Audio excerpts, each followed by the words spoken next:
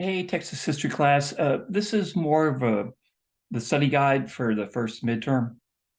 And I posted a discussion of the quizzes 2 through 4 yesterday. I sent out an email. It's on Blackboard Learn. As I was talking about those quizzes, I realized that basically I was also giving you a study guide for those really the first week from Devaka until this week when we start seeing Anglo-Americans and their enslaved come into Mexican Texas in the 1820s. So yeah, I would listen to that if you're struggling in the class, and you may not be, but if you are, that podcast, I think, gives you a good review of the first 3 weeks. And today I'm going to talk about week 4. I don't talk about the first quiz because that's the syllabus quiz, and it's not important, really. You either know it or don't know it by now. So in this podcast, though, I want to talk about week 4. I want to repeat what I said in the quiz in that review. The best way to approach this class is think big picture first. What are the big narratives I'm talking about? I'm talking about the Spanish in Texas, their inability to populate Texas to any degree. At the same time, the Spanish leave a lasting legacy in Texas. I talk about the Comanche and how they were far more powerful than the Spanish in Texas, which really turns upside down our usual understanding of European indigenous encounters, where we usually think Europeans come out on top.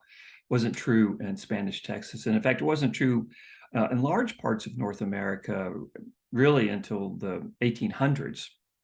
Anyway, I'm getting ahead of myself. So that's a big picture, the Comanche in Texas.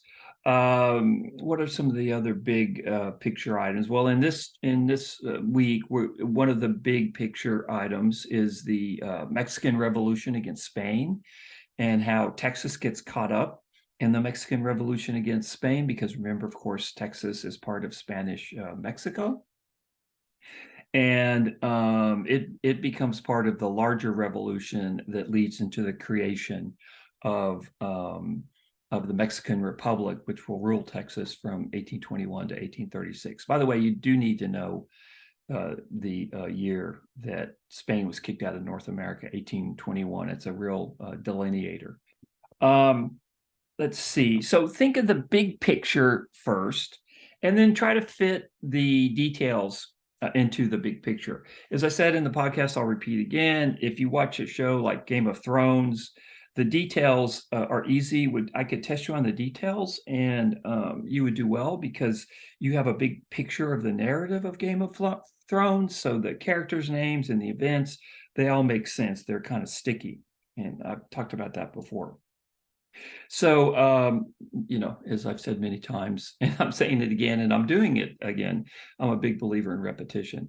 So if you think big picture first, and then you start fitting the details into the big picture, the facts that can drive you nuts about history, they start to make sense. They start to become more coherent. They start to be sticky. In other words. So, okay. So I'm going to talk about the week 4 material real quickly here. And let me get to it. Let's see.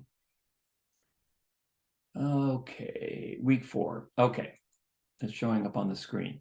So I just want to point out some things about this. One of the things I want to point out is that you should know the maps.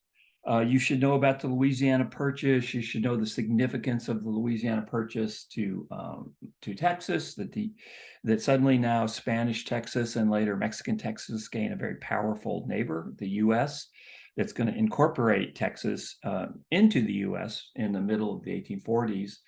I want you to know about the Adams-Onis Treaty, which I post a map of. Let's see here. I guess I have a discussion of the Adams-Onis Treaty. You'll need to know the boundaries that it created. I think that's also on the outline as well. You need to know the southern border of Spanish and Mexican Texas, which I talk about in the podcast. I'm really, it's important. Boundaries are important to me because if you know the boundaries of Texas, you basically know the history of Texas up until 1845. Very important, this map of Mexico that I posted and the creation of the largest state in Mexico, Coahuila y Tejas, with a capital in Saltillo. Look how far Saltillo is from East Texas. I mean, it's still far from East Texas. This is one of the things that Anglos are not going to like, how far Saltillo is. Also, you'll need to know, and I put this in the outline, you're going to need to know the difference between Mexican Federalists and Mexican Centralists. I talk about that extensively in my podcast, and that Anglos supported Mexican federalism because that was their best guarantee of keeping their enslaved in Mexican Texas. So take a look at that map. You're going to be tested on the map of Mexican Texas, the boundaries of the map of Mexican Texas. Let's see here. Oh yes, I posted a short video on the first introduction of slavery into Texas.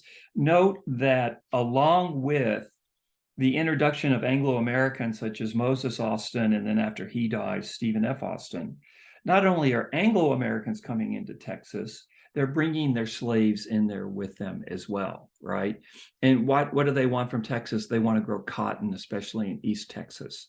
So as I'll say many times, and I've already said it, cotton equals slavery, slavery equal cotton. So in the 1820s, things get radically different for Texas. And it's just a coincidence that it happens about the time that Texas becomes Mexican.